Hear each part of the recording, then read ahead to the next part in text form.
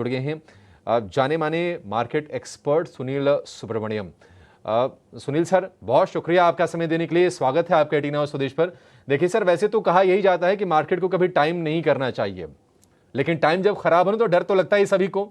आज की तेजी से क्या मानना चाहिए कि जो चिंताएं थी बाजार की वो कुछ हद तक कम हो गई हैं और बाजार यहां से एक नई चाल, नए उत्साह के साथ दिखाने के लिए तैयार है? मैं ये कहूंगा कि देखिए, म्यूचुअल फंड मैनेजर्स के पास बहुत पैसा है। उन्होंने पिछले मेरे ख्याल में 1.5 महीने से सितंबर और अक्टूबर में बहुत ज्यादा खरीदारी कर रहे थे, फिर भी कैश इनफ्लोज उनको ज्यादा है, तो वो वैल्यूएशन के डर के कारण, एफआईएस की वॉलिटिलिटी के कारण थोड़ा साइडलाइन में वेट कर रहे थे कि करेक्शन हो तो वैल्यूएशन गिर सकते हैं। तो वो कल की जो बात आई ना, ये अदानी वाली रिपोर्ट, उसमें से जो करेक्शन हुआ, शायद बहुत से ऐसे स्टॉक्स और सेक्टर्स में अब वैल्यूएशन रीजनेबल लगने लगे हैं, तो वो अपना सरप्लस कैश को आज शायद वो डिप्लॉय कर रहे हैं। ये मेरी एक सोच है। सेकंड चीज ये है कि जैसे मैं कह रहा था कुछ दिन पहले कि ये सितंबर के आंकड़े, अर्निंग्स के जो नमी थी उसमें, उसके दो कारण थे। एक था कि अपनी जो गवर्नमेंट की एक्सपेंडिचर ना बहुत कम रही थी पहले 6 महीने में। अब ये साफ है कि बजट के पहले और इस साल के अंदर गवर्नमेंट को अपना खर्चा खत्म ही करना है, तो उस खत्म से आपको जो भी नमी थी अर्निंग्स में, शायद अगले 2 क्वार्टर में आपको एक रुझान और उछाल देख सकते हैं। Number one. नंबर टू बात है कि सितंबर क्वार्टर के नंबर में, क्योंकि दिवाली के नंबर नहीं थे, तो बहुत से सेक्टर्स में वो भी था कि आने वाली दिवाली में नंबर कैसे रहेंगे। अब जो मार्केट से खबर आ रही है कि दिवाली ठीक थी, कुछ बहुत से कंजम्पशन वाले सेक्टर्स में अच्छी ग्रोथ थी, तो शायद जब जनवरी से ये नंबर्स आने लगेंगे तब आपको ये अर्निंग्स का जो एक डाउनटर्न दिख रहा था वो शायद स्टेबलाइज होके अपटर्न में बदल सकता है। इसलिए फंड मैनेजर्स अभी डिप्लॉय कर रहे हैं, क्योंकि उस मौके में एफआई की वापसी भी हो जाएगी, क्योंकि दिसंबर में वो प्रॉफिट बुक करते हैं और जनवरी में वापसी करते हैं, तो उनके पहले आने से पहले ये लोग जाके खरीदना चाह रहे हैं। अब कौन सी सेक्टर में वो खरीदारी कर रहे हैं ये भी साफ दिख रहा है, क्योंकि कल डेटा आया था अमेरिका से कि उनकी लेबर मार्केट बहुत स्ट्रांग है।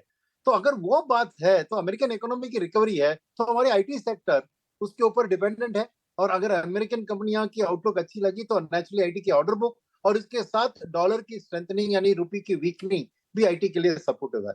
तो ये सब चीज मिलाकर आज देखें तो आईटी का सबसे बड़ा बढ़त हुआ है।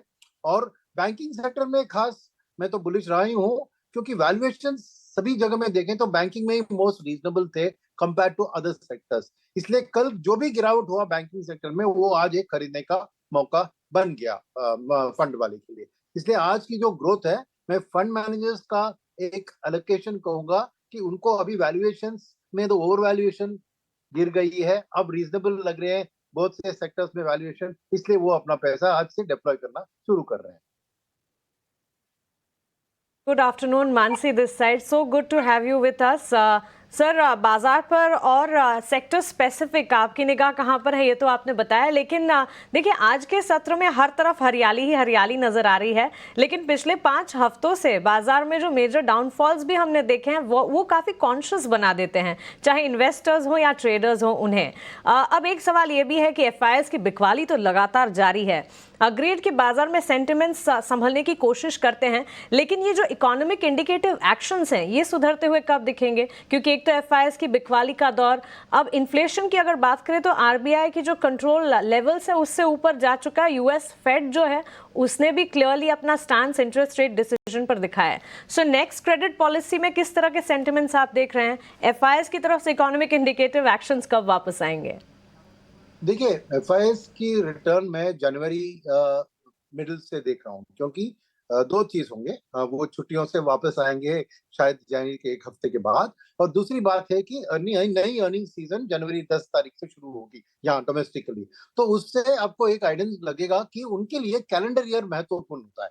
तो ये 2025 वाला ईयर का पहली क्वार्टर जो रिटर्न नंबर्स आएंगी, उससे वो एक निफ्टी का फोरकास्ट बनाएंगे, एमएससीआई इंडेक्स का फोरकास्ट बनाएंगे, तो तब वो देखकर चुनेंगे सेक्टर और स्टॉक। तो वो एक चीज होगी। सेकंड होगी बात कि February 1 को बजट है, तो बजट के पहले इकोनॉमिक सर्वे का डेटा आ जाएगा, तो उससे वो भी एक रुझान आ जाएगा कि गवर्नमेंट का इंफ्रास्ट्रक्चर के ऊपर फोकस, बिकॉज अब की जो आंकड़े आए हैं उसमें लगता है कि फिस्कल डेफिसिट में कोई दिक्कत नहीं होगी। तो फिस्कल सिचुएशन अगर स्ट्रांग है तो गवर्नमेंट ने भी जो पहले 6 महीने में खर्चा नहीं किया उसकी जो खर्चा अभी शुरू होगी और दिखेगी तब ग्राउंड लेवल पे, तो उसका इफेक्ट आपको कैपिटल गुड्स, कंज्यूमर सभी में दिखेगा। तो एफआईएस के लिए भी एक कॉन्फिडेंस वापस आ जाएगा। तो मेरे ख्याल में एफआईएस जनवरी मिडिल से फरवरी उस टाइम में वापस मार्केट में आएंगे। आपने इन्फ्लेशन की बात और रेट कट की बात बनी, मेरे ख्याल में अब यूएस में भी सही, इंडिया में भी सही, अभी रेट कट का माहौल ठीक नहीं है। कुछ दिन लगेंगे रेट कट की बात उठने में, क्योंकि यहाँ पे जैसे आपने कहा इन्फ्लेशन के आंकड़े आरबीआई ने हायर इन्फ्लेशन फोरकास्ट किया था उससे भी ज्यादा आया है, तो अभी उनके पास कंफर्ट जोन नहीं है रेट कट करने के लिए। सेकंड, ग्रोथ में थोड़ी नमी है, शायद वो रेट कट के लिए पॉजिटिव हो सकती थी, मगर जैसे मैंने कहा आरबीआई गवर्नर ने भी कहा कि इस महीने की जो कंजम्पशन और फेस्टिवल सीजन के सेल्स है उसके कारण वो अपने पूरी ईयर के फोरकास्ट जो जीडीपी ग्रोथ था वो जरूर कायम रखेंगे, ये उन्होंने कहा है। तो ऐसी बात है तो सेकेंड हाफ का ग्रोथ फर्स्ट हाफ से बेहतर रहेगा, तो डेफिनेटली आपको जनवरी के इकोनॉमिक सर्वे में ही दिखेगा कि ग्रोथ की वापसी है। तो इसलिए अब दिसंबर पॉलिसी में या इवन फरवरी पॉलिसी में मुझे कोई रेट कट का आरबीआई की ओर से नहीं दिख रहा है, मगर डेफिनेटली अकोमोडेटिव स्टांस को जारी रखेंगे क्योंकि ग्रोथ को सपोर्ट करना है। तो ये सब चीज मिलाकर मेरे ख्याल में डोमेस्टिक म्यूचुअल फंड के पास तो कंटिन्यूसली पैसा आ रहा है, तो जनवरी में जब एफआई की वापसी आएगी और म्यूचुअल फंड भी खरीदारी करेंगे तो शायद मार्केट ये जो लॉसेस पिछले महीने 1.5 महीने में रहे हैं उसको शायद रिकवर कर सकती है first quarter of the new year में। एक आखिरी सवाल है, आपको भरोसा है कि एफआईज लौटेंगे? हम भी यही उम्मीद करके चल रहे हैं कि लौटें, बाजार को थोड़ा सा और कॉन्फिडेंस दें। हालांकि डीआईज ने बड़ा अच्छा सपोर्ट दिया है बाजार में लगातार खरीदारी करके। एक चीज़ बताइए सर, अभी आज की जो तेज़ी है ना, देखो इसको देखकर ना कैरिड अवे होना भी नहीं है, क्योंकि ये शॉर्ट सिस्टम में बहुत क्रिएटेड थे।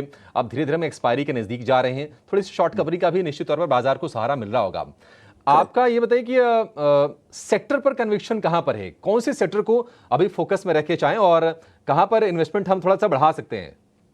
मेरे मन में 3 सेक्टर है जो कि आज वैल्यूएशन के तौर पर भी बहुत महंगी नहीं लग रहे हैं, मगर फ्यूचर आउटलुक भी बिजनेस का अच्छा है। यह है BFSI, banking, financial services, insurance, asset management, सभी वो पूरे BFSI space. Second, consumer discretionary, क्योंकि मैंने सपोर्ट दिया था इसके लिए कि गवर्नमेंट की खर्चा आएगी तो उसका ट्रिकल डाउन इफेक्ट दिखेगा कैपिटल गुड्स में भी और इसमें भी, और यही रीजन है बैंकिंग के लिए मैं सपोर्ट कर रहा हूँ, क्योंकि कंज्यूमर डिस्क्रिशनरी और कैपिटल गुड्स दोनों को बैंक लेंडिंग की जरूरत है, एनबीएफसी लेंडिंग की बहुत जरूरत है।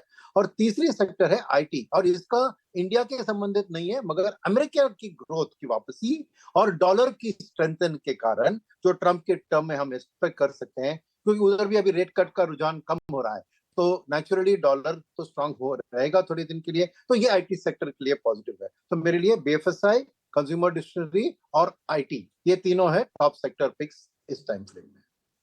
एफएसआई, कंज्यूमर डिस्क्रिशनरी और आईटी स्पेस है सुनील सुब्रमण्यम जी को पसंद। सुनील सर, बहुत शुक्रिया हमारे साथ जुड़ने के लिए, सवालों के जवाब देने के लिए और बाजार के इन सेंटिमेंट्स पर आपका आउटलुक हमारे साथ शेयर करने के लिए। Thank you so much sir. धन्यवाद।